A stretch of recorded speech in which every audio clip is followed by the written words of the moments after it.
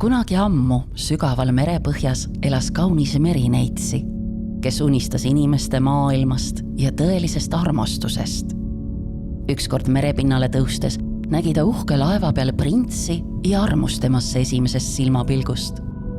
Kui printsi laev tormi ajal uppus, päästis merineitsi oma armastatu elu ja lootis, et nende eluteed põimuvad ühises õnnes. Kuid prints ei teadnud, kes oli tema päästja, ega saanud teda isegi tänada. Igatsust täis merineitsi pöördus merenõia poole, kes andis talle võimaluse saada inimeseks, tingimusel, et prints temaga abiellub ja kui mitte, muutub ta merevahuks. Vastutasuks pidi ta loovutama oma hääle ja kõndima jalgadele, mis valutasid igal sammul. Printsi juures elades lootis ta temas armastust sütitada, kuid prints abiellus teisega. Et pääseda kurvast saatusest pidi ta printsi tapma, ent väike merineitsi ei suutnud oma armastatut vigastada ja otsustas end ohverdada. Merre hüpates tundis ta endas kergust.